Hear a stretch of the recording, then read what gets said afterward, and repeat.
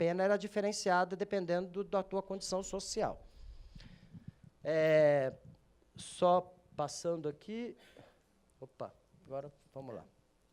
Agora, voltando um pouquinho, né, a questão da gentrificação também, a gente vai falar que esse mesmo procedimento, esse mesmo processo de intervenções urbanas totalizantes que aconteceu na virada do século XIX para o XX, vai permanecer, então, continuamente, concomitante a esses códigos minoristas, então, né? Então, a partir da década de 30, é um período, né, de grandes alterações na urbanização brasileira, é um período de transição da economia agroexportadora para a urbana industrial, é um período que começa um processo grande agora de migrações interregionais, ou seja, essa população, não mais um movimento imigratório, indo, né, aumentando a população das cidades, mas agora o movimento migratório interregional, ou seja, a população do campo começa a ir para as cidades também, para trabalhar nessas cidades, onde começam a ser instaladas as indústrias, e você começa, então, a partir desse momento, novamente, grandes intervenções urbanas para assentar essa classe trabalhadora, né, não mais nos cortiços da região central, mas nas regiões cada vez mais periféricas.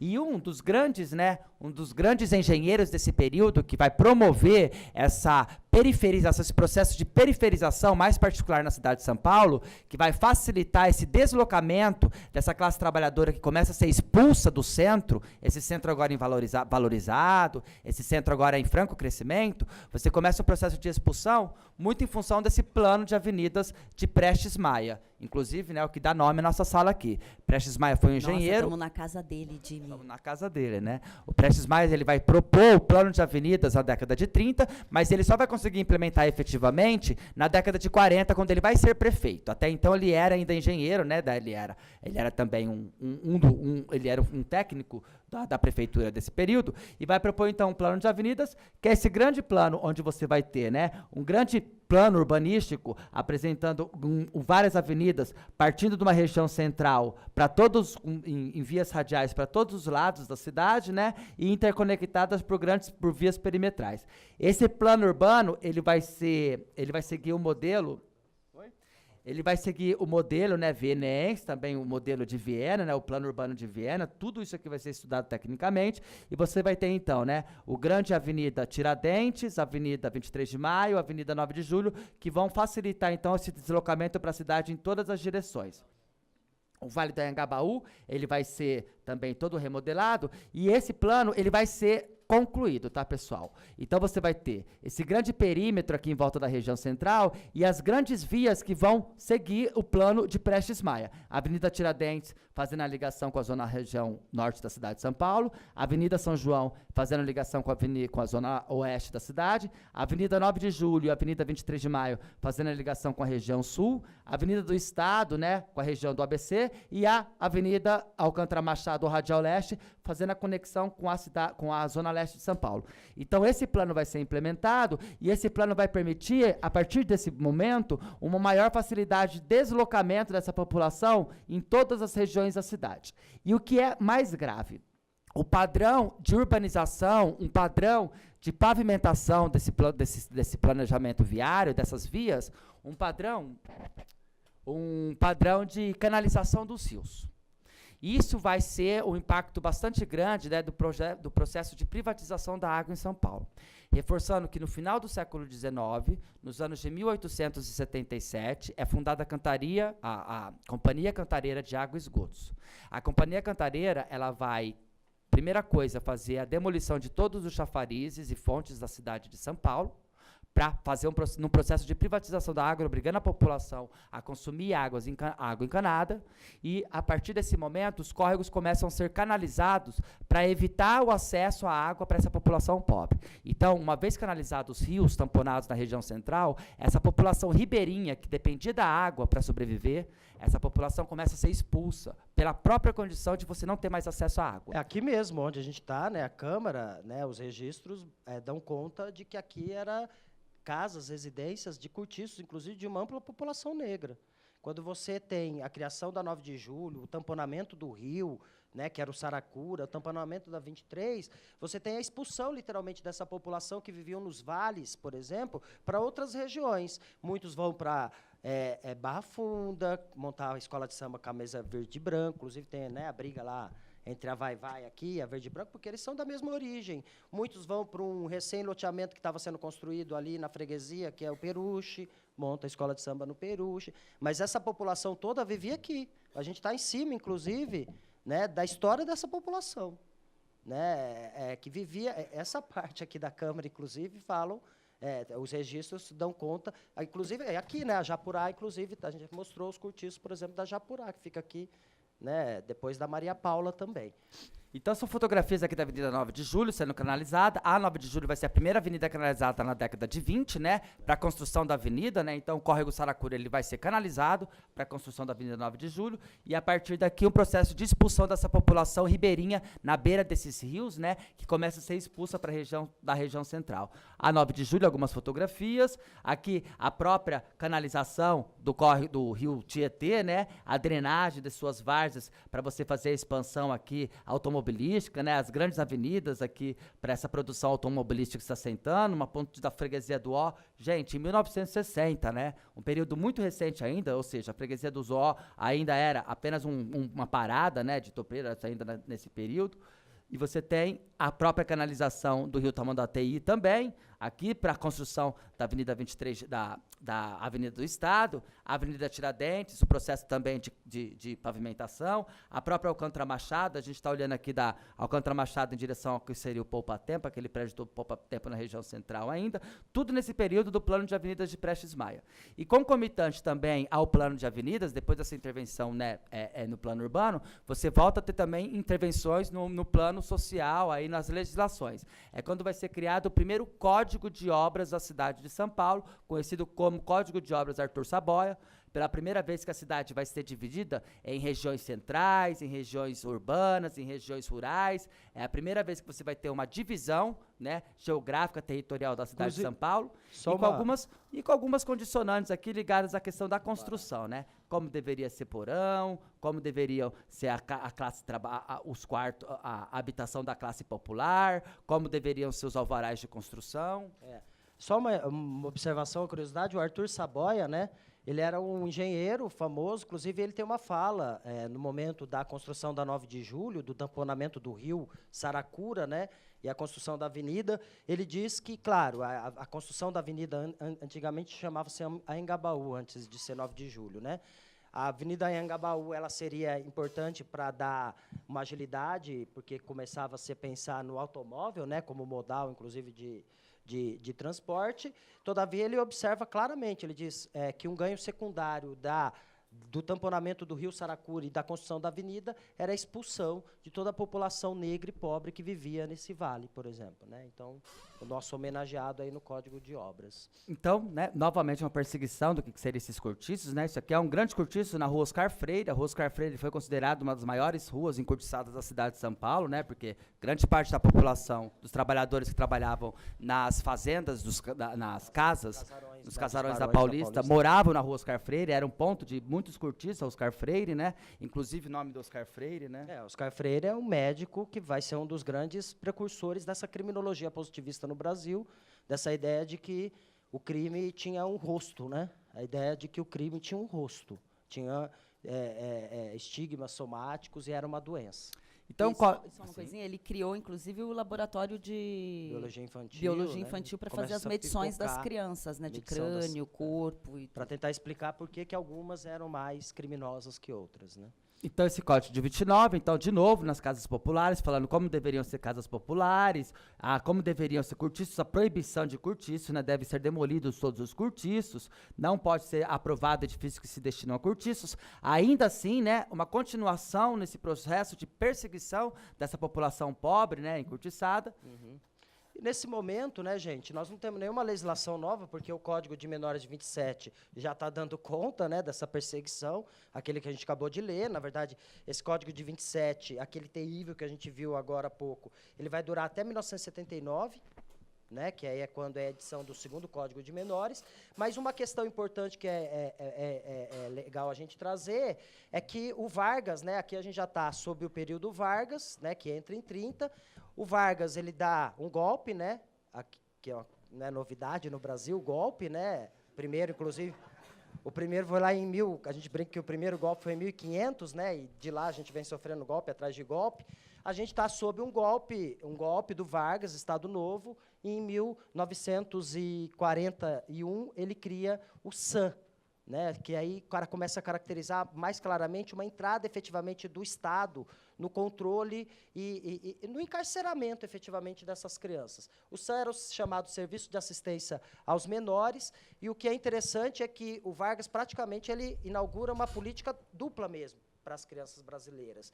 Uma instituição para atender os menores. Quem são os menores? Os abandonados e os delinquentes. E a outra instituição para atender as crianças, né? Então, as crianças... No âmbito médico e educacional. Jovens, brasileiros não são todos iguais. Uns são menores, outros são crianças. Inclusive, tem até uma autora, não vou lembrar o nome dela, que eu acho bem interessante, que ela vai falar o ECA quando vem, né? E diz, não tem mais menor, todo mundo agora é criança e adolescente. A burguesia que sempre quis distinguir as crianças dela da classe trabalhadora, né? Na França, por exemplo, quando Napoleão pretensamente universaliza o ensino público, elas criam os liceus, né? Os colégios para só os filhos delas estudarem. Aqui no Brasil, você começa a ver fenômeno, por exemplo, nos editoriais dos jornais, né? A partir de 1990, quando você não pode mais falar menor, agora é criança e adolescente, mas, obviamente, que da burguesia os filhos não são crianças e adolescentes. Então, vai começar a nascer os suplementos Kids, né? Sabe, Folha de São Paulo. Kids, Teen, não é agora adolescente e criança é da classe trabalhadora. Os nossos são Kids ou Teen, né? Então, há essa distinção, uma distinção feita pelo Estado ali em 1941, criado o SAM, e aí o Departamento Nacional da Criança era um movimento da LBA, né, presidida pela primeira-dama, Darcy Vargas. E aí começa uma longa carreira do primeiro-damismo, né? E o SAM seria uma instituição para o encaminhamento dos ditos menores, que seriam os abandonados e os delinquentes. Também vocês terem uma ideia, como o sucursal do inferno. O SAM foi tão terrível que quem substituiu o SAM, quem veio salvar a gente, entre aspas, aí, substituiu o SAM, foi a ditadura militar de 64, criando a FUNABEM. Então, ela cria a FUNABEM para substituir o SAM. Então, imaginem, se a FUNABEM é melhor que o SAM, imagina o que como é o depois SAM, a gente criou a Fundação Casa para substituir a FEBEM, né? Depois a Fundação em substituição à FEBEM. Que é isso, pode passar.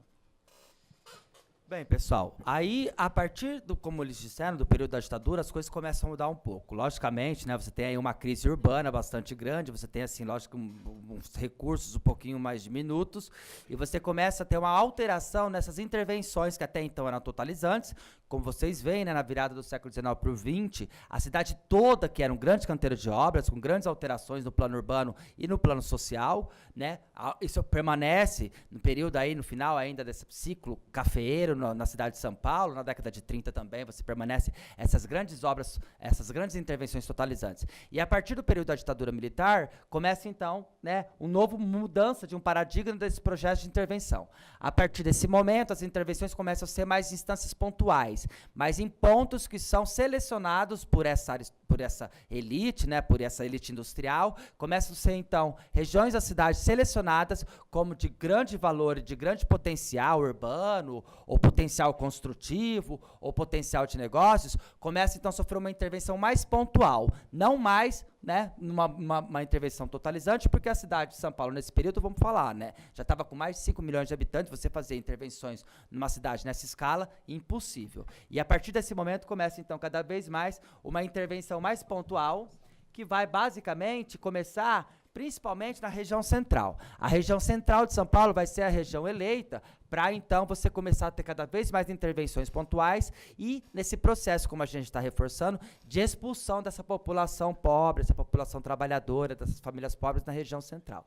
Então, uma das primeiras regiões que vão sofrer intervenção é a própria Praça da Sé, né? A Praça da Sé, ela já tinha sido, né, totalmente alterada no começo do século XX, mas na década de 70 ela vai voltar a sofrer grandes alterações, né? Ela vai ter grandes processos de demolições de grandes cortiços, grandes edifícios, né, que são moradias coletivas também, começam a ser demolidas para a construção de uma grande praça aqui para a construção do metrô. Então, na década de 70, você tem a demolição de várias moradias aqui nessa região e uma especialização desse território, né? Então, uma praça que, a princípio, ela não foi feita para permanência de pessoas, é uma praça que praticamente 2/3 dela são de espelhos d'água, são de degraus, para você evitar mesmo, né? A gente brinca, inclusive, que a gente não vai, né? Não leva o filho no domingo na Praça da Sé. Ninguém quer levar. Ninguém faz piquenique. Né? Porque o Olavo Setúbal, isso já é obra do Olavo Setúbal, né? Quando o prefeito, a ideia da construção desses, sempre, né, gente? Essa intervenção nunca na perspectiva, no fundo, da classe trabalhadora. É na perspectiva, efetivamente, do capital. Então, a ideia, como o Edmilson falou, está saindo o metrô, a ideia dos calçadões é criar corredores.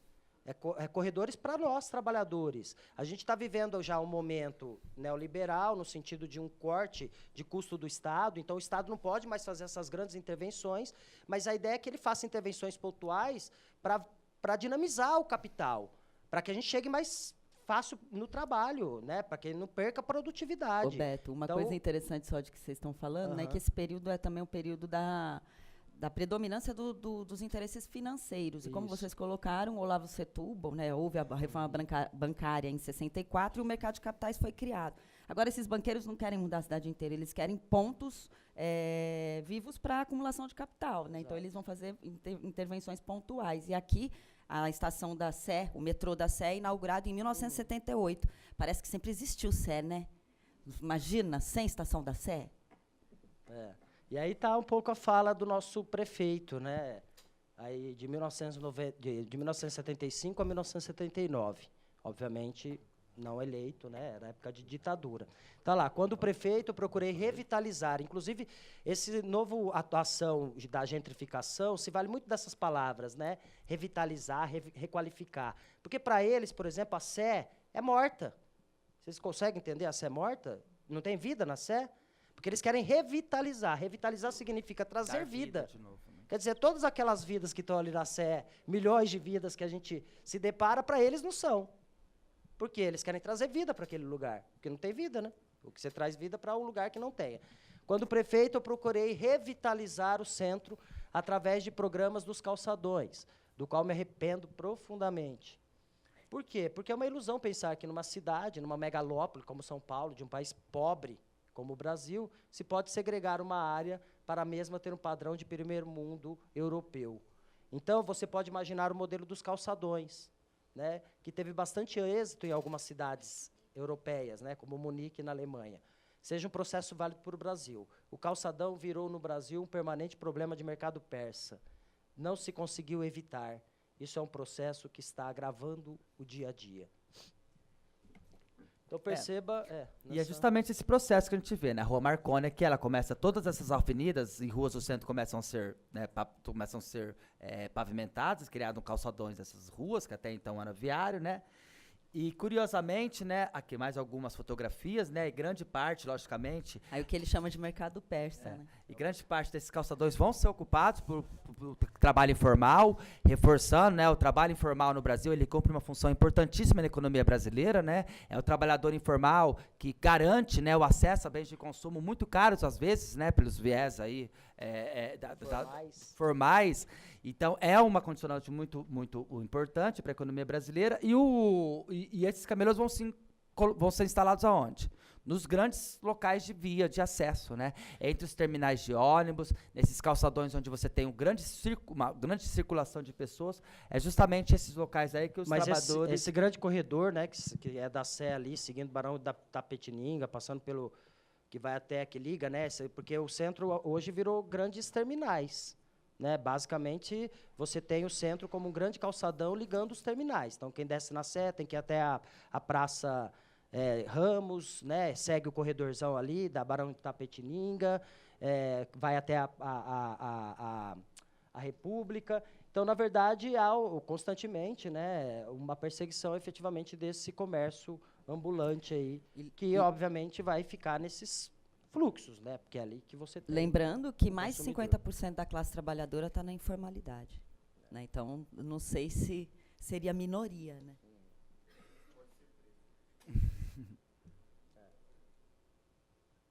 E aí, por fim, né, gente, fechando aí de novo, né, mais esse processo de intervenção. Então, o nosso Olavo Setúbal reforma, faz calçadões maravilhosos. Que adianta ter calçadão maravilhoso se você tem trombadinhas, no caso, termos deles, né, de várias das instituições que começam a se conformar nesse momento, se valem agora, não é mais nem o que a lei já se valia, né, que é essa palavra terrível, abandono e delinquência, né, começa a se utilizar o termo trombadinha, e a ideia, então, do Olavo Setúbal é o seguinte, olha, já intervimos na cidade, melhoramos, fizemos calçamento, e agora, então, a gente tem que tirar essas crianças, né, que atrapalham aí esse embelezamento. E aí, portanto, mais ou menos ali no período em que o Setúbal está saindo, né, da prefeitura, mais um pouco ainda que a ditadura está quase saindo, ainda está durando, vai durar ainda mais 6 anos, né, a gente tem a edição desse segundo Código de Menores, né, chamado Código de Menores de 1979, para variar, como os outros, é um decreto, ou seja, um ato unilateral do grande ditador, né, no caso aí era o Figueiredo, e aí em 1979 é criado. Esse código, né, vai tratar, sem dúvida nenhuma, a questão da infância, especialmente do dito menor abandonado e delinquente, enquanto uma questão de segurança nacional, né, e eles vão adotar essa chamada doutrina da situação irregular. Então, a ideia era o seguinte, uma vez declarado a criança em situação irregular, o juiz, né, o Estado, de forma arbitrária, poderia intervir e encaminhar essa criança para as medidas possíveis naquele momento, né? E aí, gente, a grande questão é o que é situação irregular, né? Então, a situação irregular trazida pelo Código, né, que, na verdade, a doutrina da proteção integral do Estatuto, inclusive, vai vir em oposição a essa chamada doutrina da situação irregular, ela estava prevista lá no artigo 2, né, do decreto ali, o 6.697, né, de 10 de outubro, todos são, o de 27 nasce 12 de outubro, né? Que a gente comemora o 12 de outubro. Então, todos estão muito próximos ali, são homenagens às crianças brasileiras. Então, no caso aqui, né, o artigo 2 do decreto do Código de Menores, conhecido como Código de Menores de 1979, definia, então, o que era a situação irregular. E perceba, de novo, aqui, uma criminalização da pobreza, né? Então, olha lá, aquele privado de condições essenciais à sua subsistência, saúde, instrução obrigatória, ainda que eventualmente. Então, aqueles pais que estão, porventura, eventualmente desempregados e não conseguem garantir as condições essenciais, o filho dele passa a ser menor e, portanto, passível de atuação do Estado de forma arbitrária, né? De cárcere. Cárcere, né? Porque, por exemplo, o programa de acolhimento não é lugar de criança, não é? Ninguém também gostaria de viver, por mais afeto que a gente sabe dos profissionais, mas não é lugar de criança. E perceba que, basicamente, as circunstâncias que caracterizariam a situação irregular são todas voltadas para a responsabilização dos pais. Você não tem aqui Estado, não tem sociedade, né, como o ECA vai trazer depois. Lá. Falta omissão dos pais e tal. E aí esse que seria o mais terrível, né, como eu observei a vocês, ainda em 79, isso vai durar até 90, o jovem com desvio de conduta em virtude de grave inadaptação comunitária. Né? Então, perceba, nesse momento, o jovem precisava cometer crime, efetivamente, para ir para a FEBEM. Se eu entendesse que o jovem está com desvio de conduta, ele estava passivo para ser internado na FEBEM. Então, por exemplo, se eu entendo que um jovem em situação de rua está com desvio de conduta, né, não está se adaptando à família e tal, esse jovem era considerado menor, e, portanto, em situação irregular, e, portanto, passível de ir para a FEBEM. Não sei se vocês lembram aquele filme Pichote, né? Que é o início do filme Pichote, nos anos 80 já, é uma piruinha rodando o centro de São Paulo e pegando todas as crianças em situação de rua e levando para onde? Para a FEBEM. O Pichote tinha assaltado alguém, cometido algum furto? Não. Qual que era o crime dele? Ser em situação de rua. Mas a lei permitia que ele fosse para a FEBEM por ser em situação de rua? Sim. Ele tinha desvio. Esse desvio de conduta era terrível, né? Como eu estou dizendo, hoje, né, o desvio não possibilita. E aí, gente, só para a gente já ir finalizando, eu não sei como está o nosso tempo, mas já ir finalizando, uma vez, então, caracterizado, né, a chamada situação irregular do menor, o juiz ele tinha as possibilidades de inserção.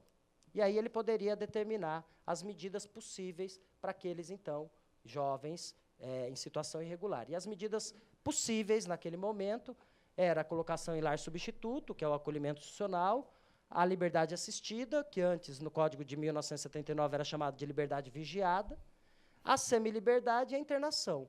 As medidas socioeducativas do ECA, quais são? São da ditadura. A gente não mudou, né? Mudamos a forma de tratamento do jovem. A única coisinha que o ECA trouxe é o seguinte, ó, agora jovem com desvio de conduta não pode mais receber medida. Agora tem que cometer crime. Só. Flagrante. Mas o nosso tratamento do jovem hoje, pelo estatuto, é a mesma coisa do Código da ditadura. Mesma coisa. Então, defender o estatuto é defender a ditadura? Sim. O modelo de encaminhamento do jovem autor de ato infracional é o mesmo. Claro que hoje tem, né, todos os direitos, a ampla defesa, porque até então não precisava nem de defensor. Né? Até esse código aqui, vocês estão vendo defensor aqui? Não. Porque o juiz era pai. E pai não quer o bem do filho? O pai, quando está batendo no filho lá, o filho vira e fala assim, pai, não quero mais que apanhar. O pai vira e fala assim, estou batendo, dói, mas é para o teu bem. O juiz não faz isso? Estou te mandando para a Fundação Casa, dói, mas é para o teu bem. Pra você não ficar lá, melhor na Fundação Casa do que com as más companhias no bairro onde você mora. Não é isso?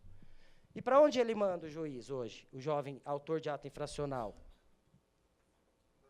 Ou hoje não chama mais lar substituto, né? Hoje chama programa de acolhimento, ou liberdade assistida, ou semiliberdade, ou internação. Não são essas opções ainda hoje?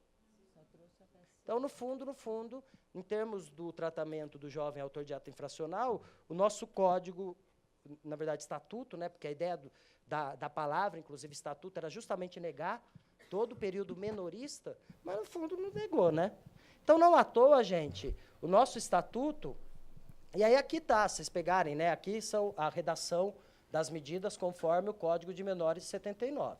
Você pegar e botar do lado do estatuto, você vai ver que o legislador não tomou nem a preocupação de mudar a redação, é igual, basicamente a mesma redação, né? É tudo igualzinho, a mesma redação, não mudou nada, na verdade, né? Colocação, a ideia, tá vendo?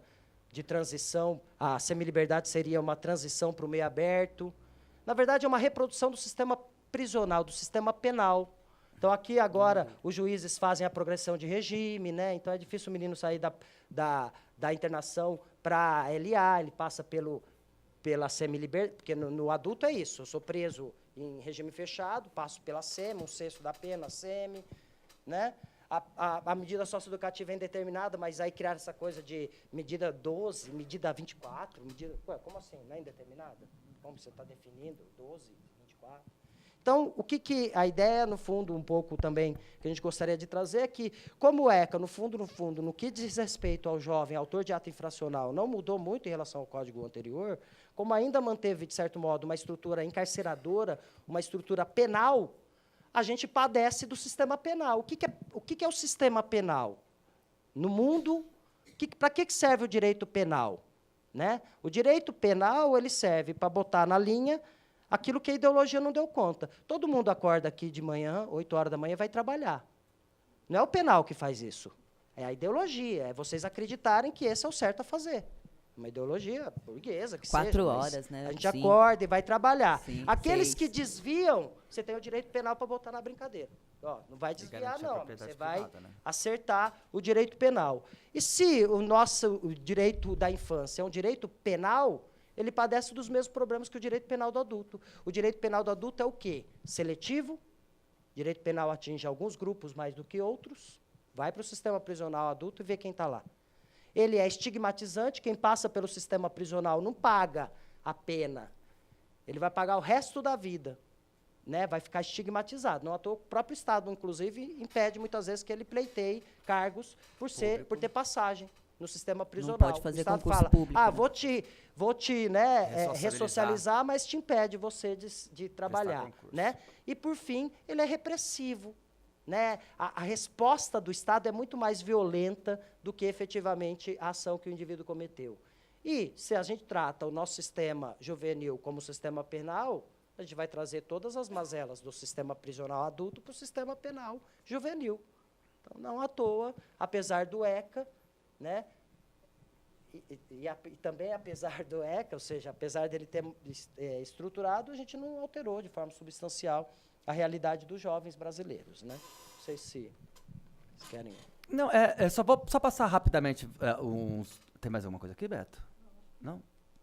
É porque assim, né, agora só para a gente fechar só no tema de gentrificação, a gente só colocou aqui, né, alguns dos projetos que estão ligados, né, mais concretos, que estão ligados diretamente já a esse termo de gentrificação, de enobrecimento. A região da Luz vai ser uma região, historicamente, onde vai ter maior intervenção do Estado nesse processo de embelezamento, de gentrificação que a gente está falando, né?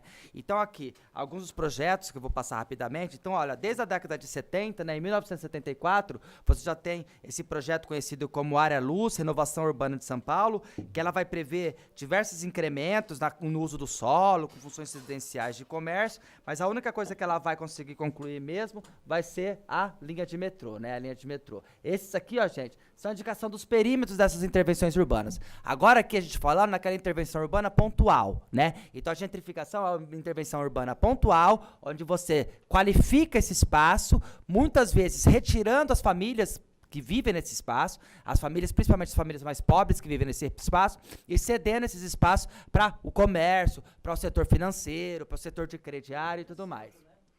Então, ó, em 74, a Luz sofreu, né, um processo, né, de intervenção urbana, né, classificado, né, nesse estigma de gentrificação.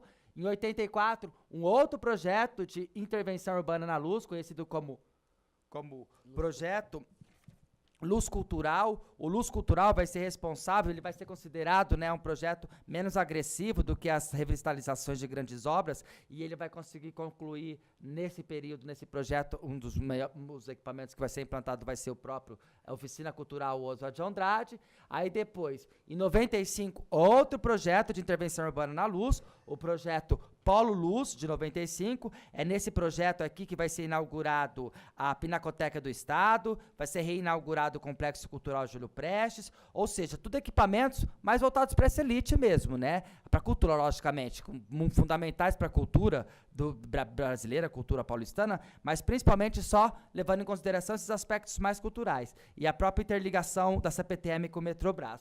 E aí, mais recentemente, no ano de 2002, um outro programa chamado Monumenta Luz, que aí vai criar, né, em 2002, vai ser um convênio entre o Banco Interamericano de Desenvolvimento e que vai também promover a fundação do próprio Museu da Língua Portuguesa, mas tudo projetos de intervenção urbana, para vocês verem a quantidade de projetos dentro desse processo de gentrificação.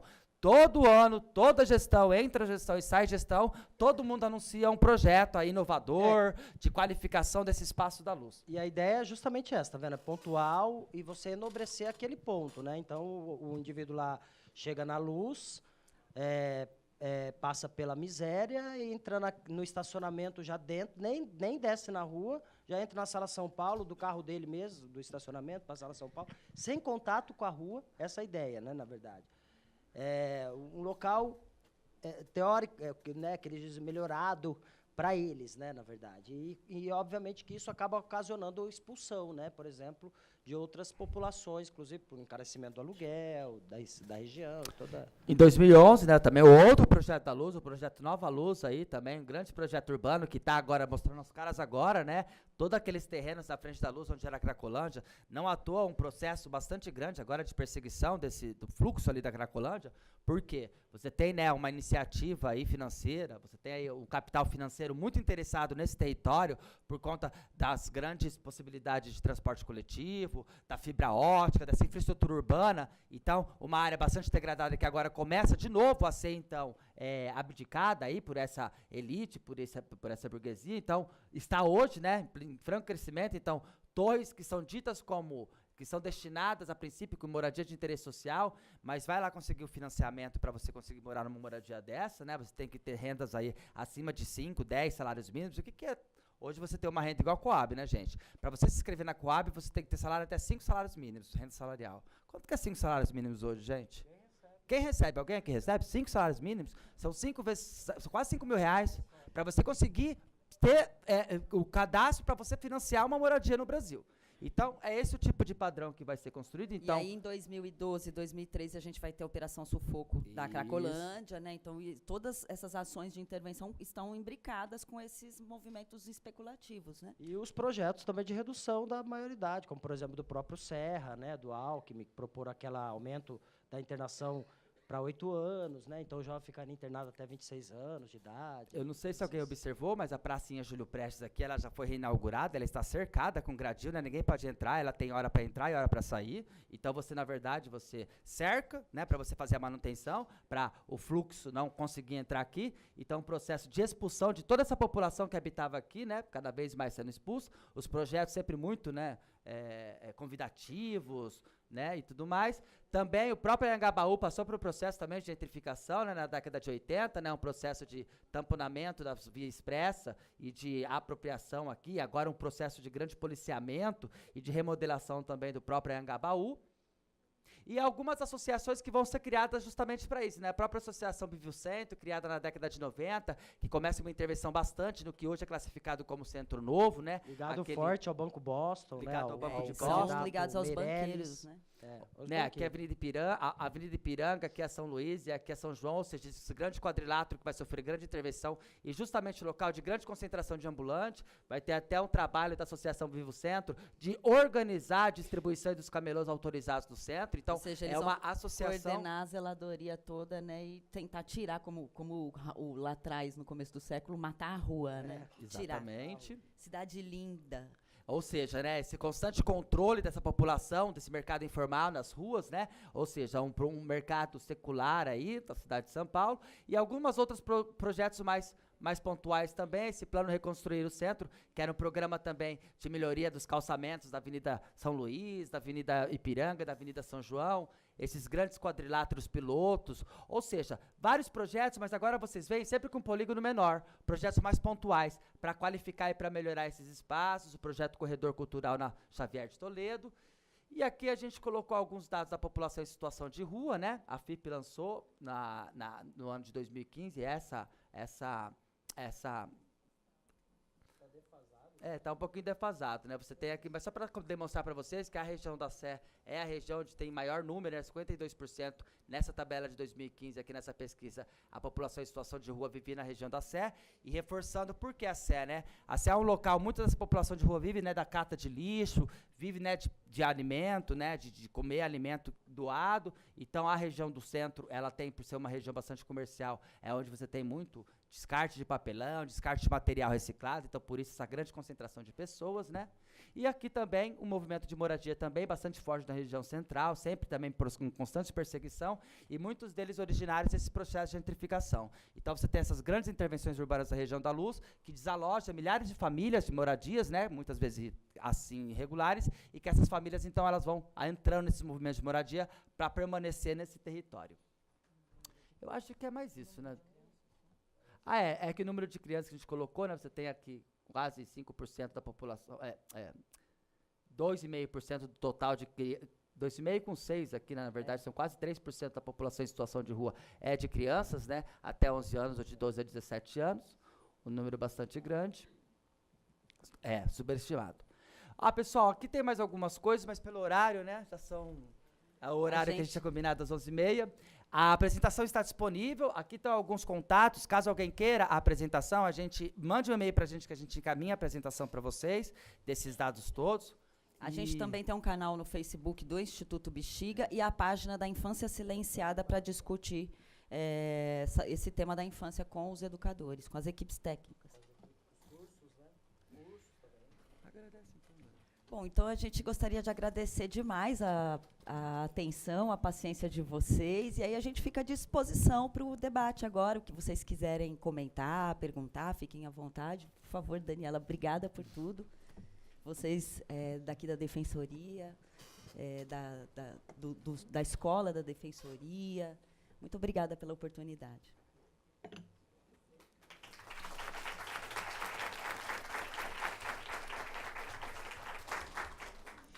Vamos lá, quero agradecer muito a apresentação. Acho que pensar o tema gentrificação e o link com adolescentes, né, acusados da prática de ato infracional é muito importante, porque isso é uma demanda histórica, né, especialmente aqui na cidade de São Paulo. Então, vocês conseguiram trazer, né, o olhar da cidade, dos processos de expulsão da população pobre do centro, de onde tem a infraestrutura, né? Esse afastamento e essa expulsão que gera as periferias, a criação das periferias e, portanto, ocupações desorganizadas, sem estrutura, né, sem saneamento. E, mais uma vez, a gente fica pensando onde foram parar a população negra, né? Então, quando São Paulo traz imigrantes, né, abre as portas para a imigração europeia, não é qualquer imigração, né? Na tentativa de embranquecimento da população também, relega aos escravos, né, que foram libertos, a possibilidade de um trabalho e a possibilidade de sobrevivência. Então, é o primeiro genocídio, né? Porque você tira da fazenda, você tira de onde você trabalha, e, claro, isso não foi automático, né? Não foi após a abolição, imediatamente, a população negra saiu das fazendas e saiu da situação de escravização.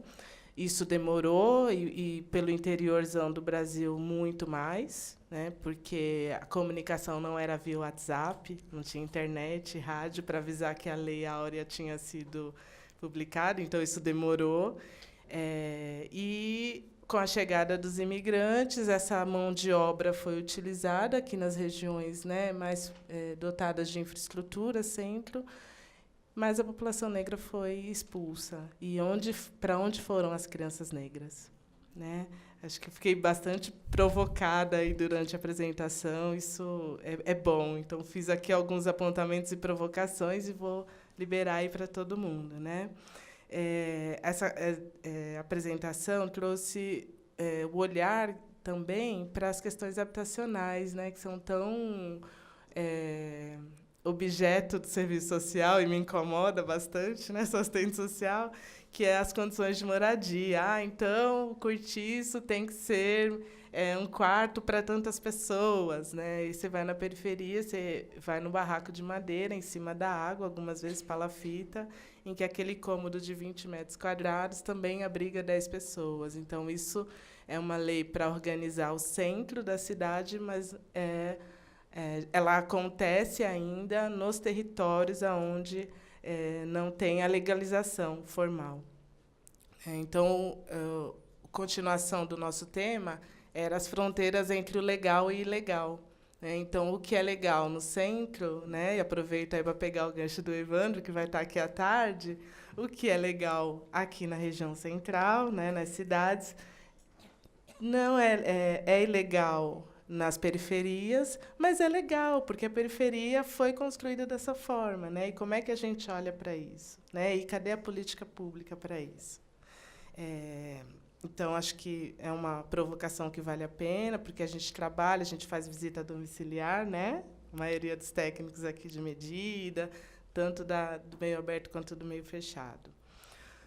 E o quanto a forma como nós somos organizados, né? A família tem que morar numa casinha com os filhos ali separados do quarto dos pais, né? A promiscuidade. Eu vi que ali, inicialmente, a promiscuidade era ter bicho dentro de casa. Hoje em dia, a gente já fala de promiscuidade de outra forma, e o quanto isso não está arraigado nas nossas práticas e no nosso olhar. Então, quando eu vi lá promiscuidade com animais, eu falei, caraca, todo mundo tem cachorro, como assim? Né? E o quanto essa questão legal está presente na nossa vida, e a gente se organiza em função dela. Né? A gente organiza a nossa vida, a gente organiza o nosso bairro, a nossa comunidade, e a gente leva essa nossa forma de organizar, que é legalista, que foi feito por outras pessoas, né? Pela ordem estabelecida, e a gente traz esse padrão para a vida das pessoas que a gente atende, né, exigindo essa mesma organização interna. Bom, também aqui nas provocações eu anotei a trajetória, né? Então, a trajetória dos menores no início do século, a trajetória dos adolescentes acusados de ato infracional, né, e a situação de investigação das famílias. Então, o que difere do início do século para o que a gente vive agora?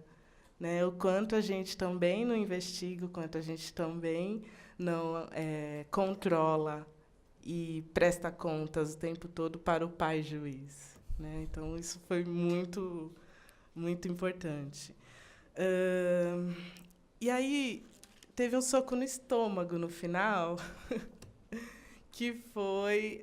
eu não tinha lido o Código de Menores de 79, ele foi reformulado, né, de 43 foi reformulado em 79, e eu não tinha lido ainda. E vi que as medidas socioeducativas que estão lá são as mesmas do caralho do ECA. E como é que a gente faz? Né? A gente tem medidas que foram criadas, né, no período de ditadura e que a gente defende hoje no ECA na perspectiva de proteger. E a gente diz, né, e afirma e entende que a medida socioeducativa é uma proteção para aqueles que não tiveram acesso na primeira infância. E aí violam, né, a lei, ou não, necessariamente não precisa, né, basta ser acusado ou acusada de um ato. Ultimamente, a gente não precisa nem que esse ato seja comprovado para ir para a medida socioeducativa, e a gente reproduz tudo isso, e isso já existe desde o tempo da ditadura, e a gente fala que é progressista. Né? Será que nós somos progressistas? Será que a gente rompeu com o período da ditadura? Será que a gente não controla esses corpos também? Será que a gente não controla essas vidas? Então, eu me senti bastante incomodada. Né? A escola obrigatória, o curso obrigatório, a vadiagem. Né? Quem está na rua é vadio. Como é que a gente faz com isso? Né? A roda de capoeira, o samba, né? Virou o fluxo, o baile funk. Como é que a gente lida com isso? Como é que a gente cuida disso para que não seja tão nocivo para os adolescentes, né? Para os meninos e para as meninas, mas que também não seja criminalizado? Porque são espaços também que podem tudo. E como é que a gente cuida disso e não criminaliza? Como é que a gente cuida de tudo isso? Né? Então, me senti bastante provocada, tenho bastante questões aqui, mas eu vou abrir para todo mundo, porque nós temos aí mais 20 minutos, tudo bem? E aí vou abrir o microfone para aquelas perguntas. Geralmente, a gente faz um bloco de 5. Pode ser? Beleza. Bora lá, gente.